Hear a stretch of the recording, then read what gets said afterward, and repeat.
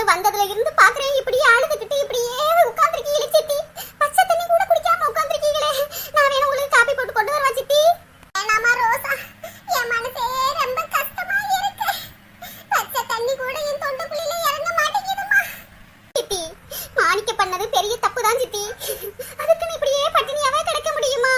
ஒரு வாய் சோறாவது சாப்பிடுங்க சித்தி. இல்ல வேணாமா, ரொம்ப வருஷத்துக்கு பிறகு என் அக்கா மக ரோசா என் வீடு தேடி வந்திருக்கா. அவளுக்கு ஆட்டடிச்சு கோழி அடிச்சு சாப்பாடு போட வேண்டியது.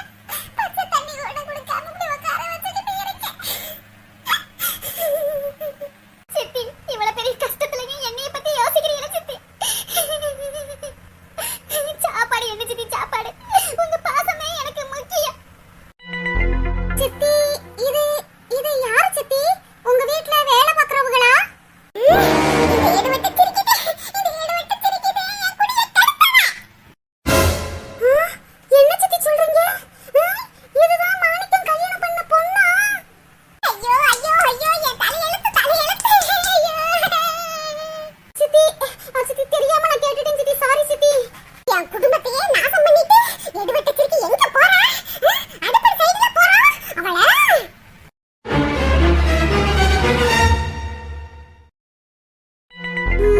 இதுதான் அடுப்படியா? தலை வேற ரொம்ப வலிக்குது. சுக்குமல்லி காபி குடிச்சா நல்லா இருக்கும். இங்க பாத்திரம் காபி தூள் எங்க இருக்குன்னு தெரியலையே. அந்த இருக்கு பாத்திரம், அதுல சுடு தண்ணி வைப்போம்.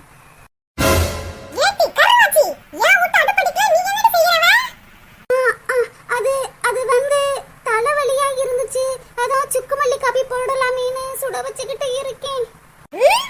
ஊருக்குள்ள கேஸ் தட்டுப்பாடா இருக்கு. ஒவ்வொருத்தங்க கேஸ் இல்லைன்னு அலைஞ்சிக்கிட்டு திரியுறாங்க. இப்பத்தையும் கேஸ பத்த வச்சு சுடுத நீக்கிறா மாரக்கட்டை. அந்த கேஸ் அமத்தடி, கேஸ் அமத்துன்னு சொல்லிவிட்டேன். அமத்திக்கிறேன். என்னைய கேட்காம நீ இந்த வீட்லயே எந்த பொருளையும் தொடக்கூடாது. கேஸ தொடறேன், சிலிண்டர் தொடறேன்னு. பல்லக்குல விறகு குறைச்சி போட்டிருக்கேன். எதா இருந்தாலும் அடுப்ப பத்த வச்சு செஞ்சுட்டேன். சரி. மூஞ்சியும் மகரக்கட்டையும் பாரு. அப்படியே ஆத்தாப்பு வீட்டுல அப்படி கேஸ் வச்சுதே சோறாக்குவாங்க. விளக்க மாத்து கட்டை பக்கத்து வீட்டுல இருந்து வர எடுத்துட்டு வந்து சோறாக்கன சுருக்கிட்டு இங்க வந்து கேஸ்ல தண்ணி வச்சு குடிப்பாங்க. இவ கட்டி இருக்கிற சேலையே எங்கேயே பார்த்த மாதிரி இருக்கு. ஏய்,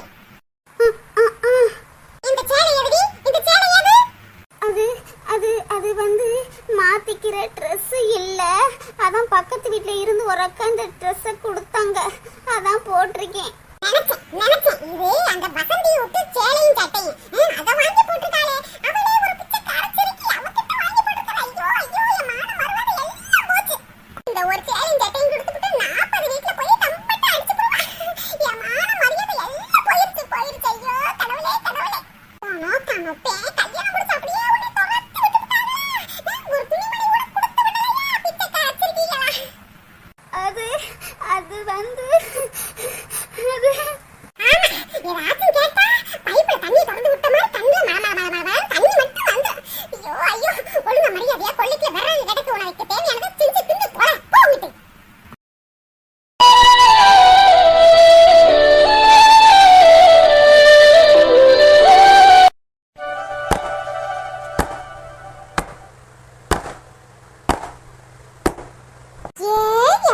என்னடி இது? என்னமா வெட்டுனாலும் விழுவேனான்னு இருக்கு. ஏக்கா, இப்ப தனக்கு மழை காலம் முடிஞ்சிச்சு. நல்ல தண்ணிய குடிச்சு வச்சுக்கிட்டு நல்ல ஸ்ட்ராங்கா இருக்கு அம்புட்டு மரமும். என்னங்கடி இது? நம்மளுக்கு வந்த சோதனை நல்ல சிலிண்டர் இருக்கையில நல்ல சோறாக்கி நல்லா தின்னுபிட்டு மரத்தடியில உட்காந்துக்கிட்டு 4 வீட்டு பொறணி நல்லா பேசிக்கிட்டு இருந்தோம். வாழ்க்கையே என்ஜாயா இருந்துச்சு. இப்ப சிலிண்டர் இல்லாம இப்படி பாரு காடு வேடா திரிஞ்சுக்கிட்டு தெரியுறோம். என்னத்தை சொல்ல, 6 மாசம் மழை, வெளியில வந்து நிக்க முடியல. சொட்டு சொட்டு சொட்டு சொட்டுன்னு மழை பெஞ்சுக்கிட்டு இருக்கும். வீட்டுக்குள்ளேயே கடந்துகிட்டு இருந்தோம். சரி, செத்த வெயில் அடிக்குது, கொஞ்சம் நிம்மதியா வெளியில வந்து உட்காந்து பேசலாம்னு நினைச்சா முடியுதா? அதுக்குள்ளேயும் ஒரு குண்டை தூக்கி போட்டுட்டாங்க. சிலிண்டர் இல்ல, அது இல்ல, இது இல்லன்னு. எப்பப்பா அடுத்த நாள் வாழ்றது மனுஷனோட நிரந்தரம் இல்லாம போச்சு. எப்படி அக்கா, வாழ்க்கை என்றால் 1000 இருக்கும். அதை தாண்டி வாழ்ந்தாதான் சாதனை கிடைக்கும். சின்ன பொண்ணு மீனாட்டி சரோஜாக்கா என்னக்கா உம்முன்னு விறகு வெட்டிக்கிட்டே இருக்கீங்க? ராணி மனசு பூரா ஒரே பாவமா இருக்கு ராணி. நான் என்னத்த பேச? அக்கா, இந்த உலகத்துல கவலை இல்லாத மனுஷன் எங்க? வீட்டுக்கு வீடு வாசப்படிக்கா. கவலை எல்லாம் மறந்துட்டே வாழ முடியும். நம்மளுக்காக இல்லாட்டி நம்ம பிள்ளைகளுக்காக வாழ்ந்துதானக்கா ஆகணும். ஏ சரோஜாக்கா, எப்ப பார்த்தாலும் கவலை கஷ்டம்னே சொல்லிக்கிட்டே இருக்கீங்களே. முன்னாடிதான் உங்க மகனுக்கு கல்யாணம் ஆகாம மன கஷ்டத்துல இருந்தீங்க. இப்பத்தேன் கல்யாணம் ஆயிருச்சுல, சந்தோஷமா இருக்க வேண்டியதானே? எனக்கு பிடிச்ச மாதிரி பொண்ணு கல்யாணம் பண்ணி கூட்டிட்டு வந்திருக்கேன். அப்படியே குதூகலமா இருக்கேன். அட பாடி, என் வயித்துல கிளப்பாம வீட்டுக்குள்ள அந்த கருவாச்சியை பார்க்க எனக்கு எரிச்சலா வருது. அக்கா, உங்க மருமகிட்ட இப்படி போட்டி போட்டுக்கிட்டே இருந்தா எப்படிக்கா? கல்யாணம் முடிஞ்சிருச்சுல, 1000 இருந்தாலும் அதே உங்க மருமக. நீங்களே இப்படி பேசக்கூடாதுக்கா, மனசை தேத்திக்கிறீங்க. சரோஜாக்கா, உங்க மருமக உங்ககிட்ட நல்லா பேசுதா? சமையல்லாம் செய்யுதா?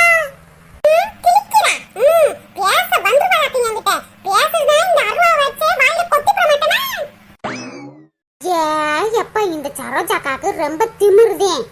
என்னமோ இவங்க அழகு மாதிரி, என்னமோ ரதி பொண்ணையும் நயன்தாரா இருக்கிற மாதிரி பொண்ணையும் தேடிக்கிட்டு அலைவாக. இவங்க இருக்கிறது கட்டத்தீனு குட்டத்தீனு முடி ஊற சாயம் பூசிக்கிட்டு திரியிறாங்க. இந்த சரோஜாக்காக்கு அந்த பானு குட்டி நல்ல குட்டியாத்தே இருக்கு. கருப்பா இருந்தாலும் கலையாத்தானே இருக்கு. வசந்தி சும்மா இருட்டி. சரோஜாக்கா காதல விழுக போகுது. கருவாச்சி என் வீட்டுக்கு வந்ததுல இருந்து அந்த ரூமுக்குள்ளே அடைச்சு கிடக்குறா. வெளியிலேயே வர மாட்டா. அந்த பயம் இருக்கணும்ல. ஏக்கா, என்னக்கா சொல்றீங்க? ரூமுக்குள்ளேயே தான் இருக்கா. அப்ப சாப்பாடு கீப்பாடுலாம் எப்படிக்கா? நான் ராணி சோறு குழம்புல ஆக்குறேன். அக்கா, நீங்க தான் சாப்பாடு செய்யறீங்க. அந்த புள்ள சாப்பிட்டுச்சாக்கா? அதெல்லாம் எனக்கு தெரியாது ராணி. சோறு ஆக்கி வச்சுட்டு நானே எங்க வீட்டுக்காரரு மாணிக்கம் காயத்ரி எல்லாரும் சாப்பிட்டுருவோம். மிச்ச சோறு இருக்கு. அவ சாப்பிட்டாலா என்னன்னு எனக்கு தெரியாது. என்னக்கா இப்படி சொல்றீங்க? உங்க வீட்டை நம்பி உங்க மருமக வந்திருக்கு. சாப்பிட்டுச்சா என்னன்னு கூட கேட்காம இருந்தா என்னக்கா செய்யறது? அந்த கருவாச்சி சாப்பிட்டு ராணி. நைட் ஆக்கின சோறு கொஞ்சம் குறையுதுல. என் மக காயத்ரி கொஞ்சம் ஒரு கிண்ணத்துல எடுத்து போய் குடுக்குற வேலை இருக்கு. அன்னைக்கு நான் பார்த்தேன். ஓ அப்படியாக்கா? சரிக்கா சரிக்கா. 3 நாளா ஆயிடுச்சுல கல்யாணம் முடிஞ்சு. சாப்பிடாம கிடந்தா ஏதாச்சும் ஆயிர போகுதுக்கா. சின்ன பொண்ணு ஆச்சி வரலையாட்டி? ஏக்கா, ஆச்சியோட மருமக ஊர்ல இருந்து வந்திருக்குக்கா. அவங்க வீட்டுல சிலிண்டர் சாப்பாடுதே. அப்படியே சந்தோஷத்துல ஆச்சி துள்ளி குதிச்சுக்கிட்டு கிடக்கு. மரத்தடியிலதான் படுத்து கிடக்குக்கா. ஓ அப்படியாட்டி? அவன் விறகு பறக்க வரலையா? ஆளுக்கு முன்னாடி வந்துருவாங்களே ஆச்சி.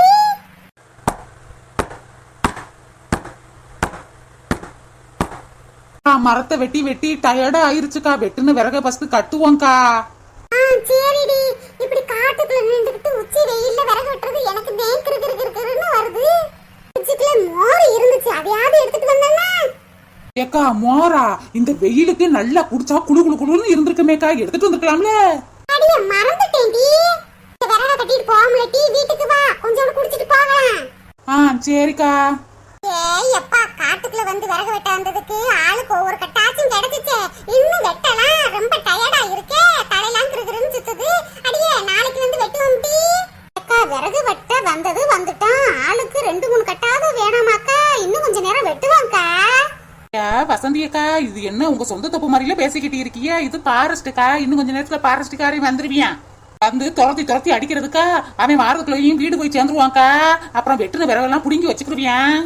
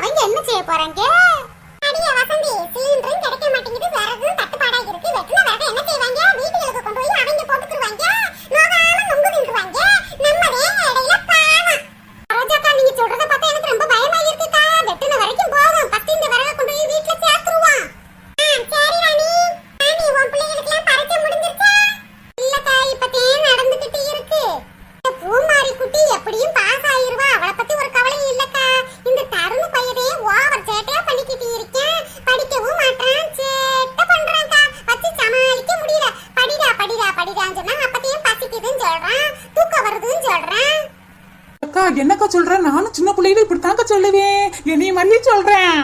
அடியே அதெல்லாம் நினைச்சாதாண்டி எனக்கு பயமா இருக்கு. எங்க உன்னைய மாதிரியே என் புள்ள தரந்து வந்துருவானோன்னு. இந்த காலம் மாதிரி ஸ்கூலுக்கு போனோமா சாப்பிட்டோமா ஏதோ புக் எடுத்து வச்சோமா அப்படின்னு இருந்தா பாஸ் ஆக்கி போடுவாங்க. ஆனா இந்த காலத்துல அப்படிதான் இல்லட்டி. ஒழுங்கா படிக்கணும். இனிமே வார காலங்கள்ல ஏஐன்னு சொல்றாங்க, டெக்னாலஜின்னு சொல்றாங்க. அதெல்லாம் தெரிஞ்சாதே வாழ்க்கையில முன்னேற முடியும். அப்பப்பா அவனை நினைச்சு எனக்கு மன கஷ்டமா இருக்குட்டி. அக்கா தருண் 6வது தானக்கா படிச்சுக்கிட்டு இருக்கான். என்னமோ ஐஏஎஸ் கலெக்டர் படிக்கிற மாதிரி இப்படி ஃபீலிங் பண்ற. அதெல்லாம் பாஸ் ஆயிருவான்க்கா. சேட்டையா இருக்கிற பையங்க துருதுருன்னு இருக்கிற பையங்க தாக்க நல்ல மூளை வளர்ச்சி அதிகமா இருக்கும். நல்லா படிப்பாங்க. படிக்காத மாதிரி இருப்பாங்கக்கா. ஆனா மார்க்க பாரு ஹையா வாங்குவாங்க. நானும் தருண் பையன் மாதிரி சின்ன வயசுல துருன்னு தான் இருப்பேன். தமிழ்ல நான் 35 மார்க் எடுத்தேன் தெரியுமா? எப்ப 35 மார்க் தமிழ்ல எடுத்தியாடி? அடியே ஜஸ்ட் பாஸே 35 தானடி. போனா போதுன்னு உன்னை பாஸ் ஆக்கி விட்டுருக்காங்க. மேய்க்கிறது எருமை, இதுல பெருமை வேறயா? வசதியக்கா பெருமையோ எருமையோ எப்படியோ தமிழ்ல பாஸ் ஆனா இல்லையா? சரி தமிழ்ல பாஸ் ஆனா சரி, மித்த சப்ஜெக்ட்ல எல்லாம் பாஸ் ஆனியா? அக்கா நீ என்ன என்னைய படிப்பை பத்தி நோண்டி கேட்டுக்கிட்டு இருக்க? சும்மா இரு. அதான் படிப்புன்னு சொன்னாலே உனக்கு அலர்ஜி இல்ல. நான் 10th படிக்கிறப்ப எல்லா சப்ஜெக்ட்லயும் 40 மார்க்குக்கு மேலதான் வாங்கினேன் தெரியுமா? ஓ அப்படியா? அப்படியே நீ 11வது படிக்கல? அது இது எது அக்கா உன்னைய பத்தி எனக்கு நல்லா தெரியும்க்கா. தமிழ்ல மட்டும் நீ 40 மார்க்குக்கு மேலையா. மித்த சப்ஜெக்ட்ல எல்லாம் நீ முட்டையா. சுப்பிரமணியன் அன்னைக்கு என்கிட்ட சொன்னாக்கா. நெட்டையே இருக்கானே நெட்டையே என்னை அசிங்கப்படுத்துறதுல அவனுக்கு ஒரு குஜாலு. அடியே சரி விடுங்கடி, சண்டை விட்டுக்கறாடியே. வாங்க வீட்டுக்கு போவோம். வீட்டுக்கு போய் அடுப்ப பத்த வச்சு சோறு குழம்பு வேற ஆக்கணும் முடி. எங்க வீட்டுக்காரர் 1 மணிக்கு வீட்டுக்கு வந்துருவாங்க சாப்பிட. சீக்கிரம் போய் சமைக்கணும் முடி. சீக்கிரம் வாங்க போவோம். அக்கா எப்ப பார்த்தாலும் நீ பரப்பு தான்க்கா. நம்ம தான் விறகு வெட்ட வரணும்னு தெரியும்ல. காலையிலேயே சமைச்சு வச்சுட்டு வர வேண்டியதானே? அடியே சோறும் குழம்பும் ஆறி போயிருந்தா என் மாமியாரும் என் புருஷனும் சாப்பிட மாட்டாங்கடி. சுட சுட இருந்தா 4 வாய் சேர்த்து சாப்பிடுவாங்க. அதே வார நேரத்துல ஆக்குறது. அக்கா நீ ரொம்ப தான்க்கா பண்ற. நான்லாம் காலையிலேயே எல்லா வேலையும் முடிச்சிருவேன். நீ என்னன்னா காலையில ஒரு சாப்பாடு, மத்தியானம் ஒரு சாப்பாடு, நைட்டு ஒரு சாப்பாடுன்னு போட்டு ஏக்கா இப்படி இழுத்து விட்டுக்கிட்டு கிடக்க? அதானக்கா எப்ப பார்த்தாலும் வீட்டு வேலையே செஞ்சுக்கிட்டு இருந்தா உன் உடம்ப எப்படிக்கா கவனிக்க முடியும்? நீ நல்லா இருந்தா தானே உன் குடும்பத்தை பாத்துக்க முடியும். செய்யறது நான் வாக்கப்பட்டு வந்தளவுக்கு இப்படி இருக்கு. வேலைகளை சீக்கிரமே முடிச்சிட்டு